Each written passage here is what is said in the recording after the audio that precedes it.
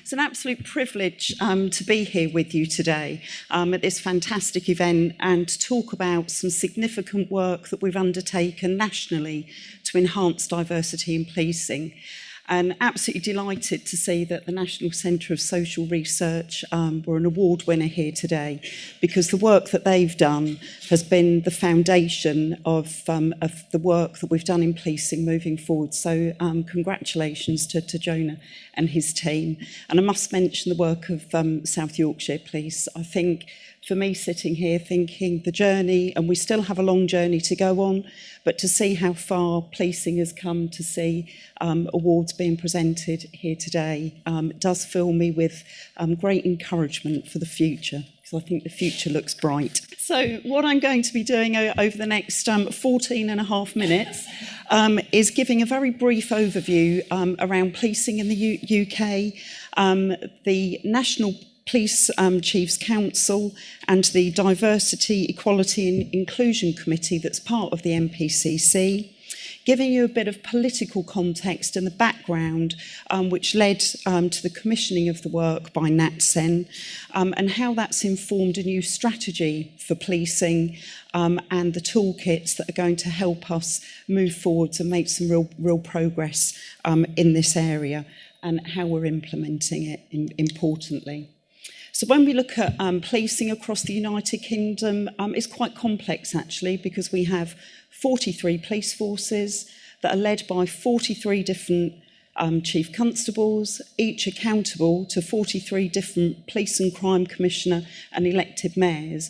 So that's a challenge in itself. You can imagine it's like having 43 different companies, but of course we do share one mission, and that is to protect the public. And serve the community. So at least we have that shared vision there.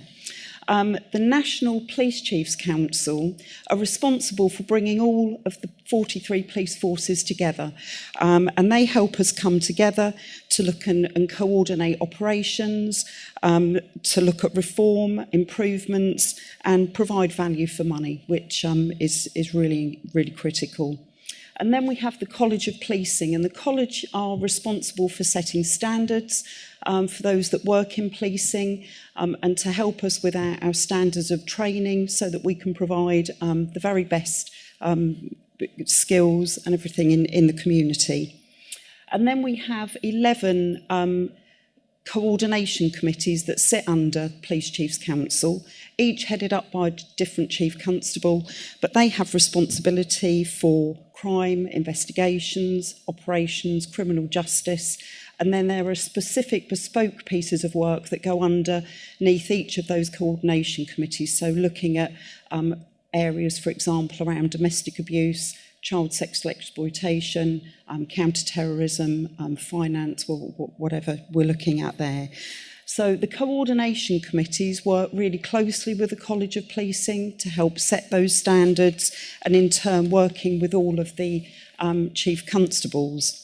And then of course we have the Diversity, Equality and Inclusion Committee that I've supported the work under, which is led by Chief Constable Gareth Wilson. He's the NPCC lead for DEI, and he's had the responsibility for the implementation of the strategy and the toolkits. Now, just to explain very briefly about that committee, is that the committee is represented by leads for all of the protected characteristics. So not just BAME and females, as we've heard lots about today, but across all protected characteristics, and how we bring all of that into policing. So just to give you a bit of the political context, last year the Home Affairs Select Committee produced I think what was quite a damning report, stating that urgent and radical action was needed to tackle gross underrepresentation of BAME people in police forces in England and Wales. And they said that actually progress had been too slow for too long. The Right Honourable David Lammy MP did an independent review into the treatment and outcomes of BAME people within the criminal justice system. Now, whilst that report wasn't specific to policing, I think it was important for us to recognise the recommendations by LAMI and to include that in the work that we were doing. And I think an important point that LAMI made was it was around explaining what you were doing. So it was either explain or change. And we've heard a number of mentions today about the importance of the race disparity audit, and that was brought in to address the disparity across all of the public service. And I think for us it did expose some really uncomfortable truths, so particularly the lower levels of confidence amongst young black men in policing, and that black men are almost 3.5 times more likely to be arrested than white men. And then also looking at the public sector ethnic minority employees, very much concentrated at the lower ranks and very little recognition of that in higher ranks in policing. And whilst the vast majority of police officers are from white ethnic groups, this hadn't changed for many years, but we were seeing the voluntary sector, our special constables and PCSOs were starting to bring in far more diversity within our police force. But I think what we had to recognise, and it's important to say that some really good work had been undertaken by the College of Policing and by police forces across the country, but it was very patchy and very sporadic. And as national lead under the DEI committee, Gareth Wilson recognised that actually more work needed to be done, not just for BAME and females, but we needed to look at all the protected characteristics. And this was something that hadn't been done before. So we were very fortunate to secure some funding through the Police Transformation Fund, which enabled us to commission NatSen to do this research. Now, actually, they had a real challenge on their hands because I did set them a really difficult task. Can you just look at these 3 areas for us? Oh, and by the way, you've got 12 weeks to do it. So I'm surprised they undertook the task. But first of all, we did want them to do a landscape review to look at the work that was going on within policing around the diversity agenda. But we also wanted them to do a rapid evidence assessment to look at what worked, what was working well, and what needed to change, particularly around recruitment, retention, training and development, but service delivery. Important for us was to have an external review, so to look outside of policing to see how other organisations were tackling the diversity agenda within their organisations and to see if we could learn from other organisations. I think key to the work that NatSen did was that they engaged at a very early stage focus groups to undertake part of their research.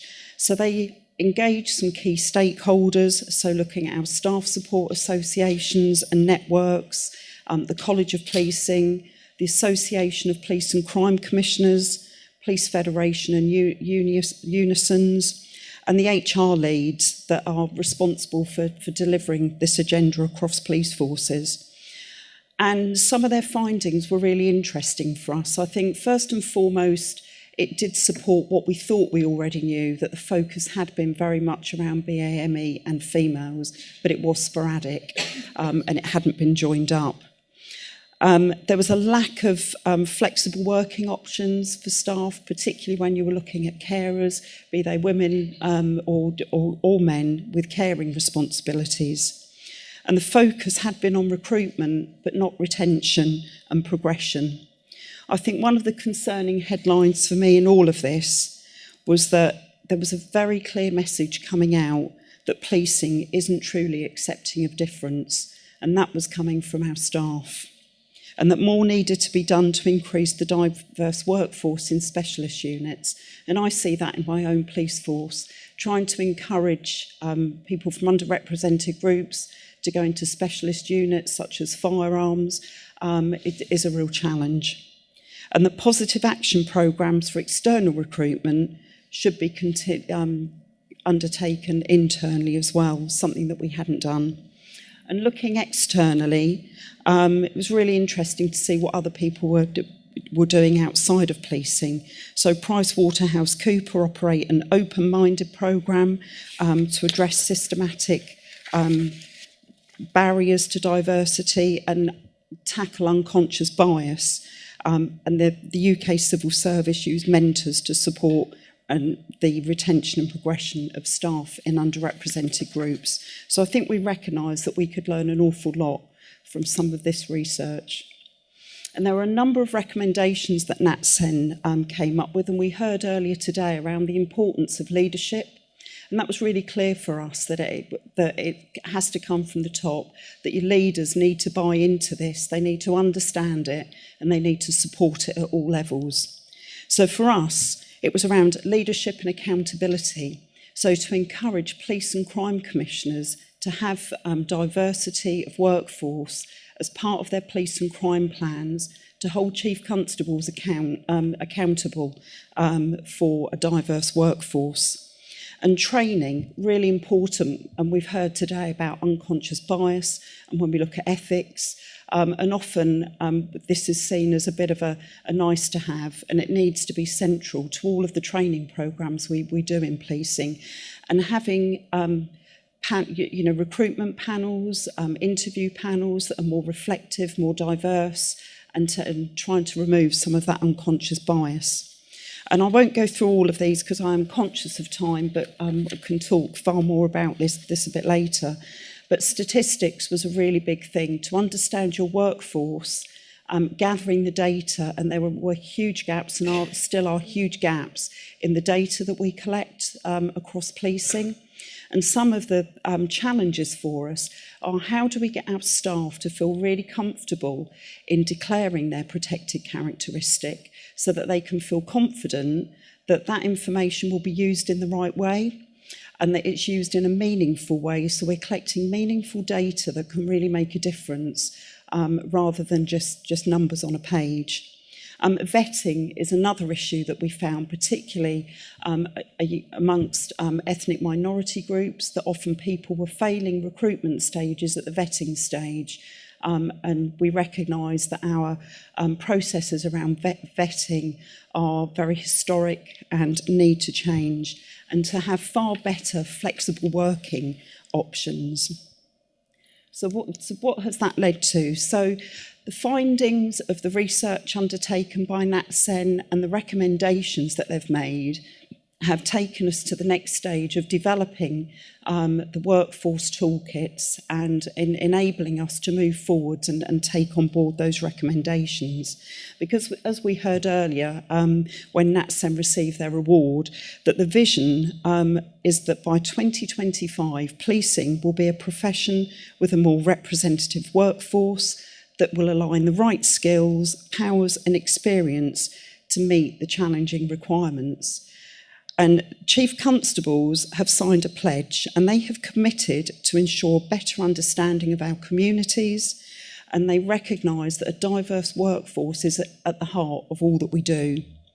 There is also a recognition that not one size fits all. When you're looking at diversity, equality and inclusion, what may work in bigger metropolitan forces may not work in mid-Wales. It may not work in some of your rural forces. So it's not a one-size-fits-all approach. And for policing to aspire to be an employer of choice, and we know there's some real challenges around recruitment and attracting people into policing. And recognising a strong evidence base, and that they're committed to working with partners for a whole systems approach. So we have a number of delivery plans that set out the key components for successfully achieving that vision. So when we look at our workforce, the focus is very much around leadership and culture, and we recognise that there's a lot of work to do there. Attraction, recruitment and retention. So when we're recruiting, as I've mentioned, having more diverse recruitment panels, but supporting applicants where perhaps English isn't their first or even their second language, and recognising that people need different support in different ways, and looking at well-being and fulfilment of our staff.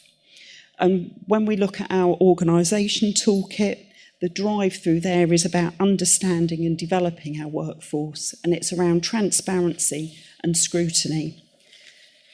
And then when we look at communities, understanding, and I mean truly understanding our communities and looking at better ways to engage with the community and increase confidence, because I'm sure that if we had better community engagement and better confidence, that people would feel more confident about applying for the police.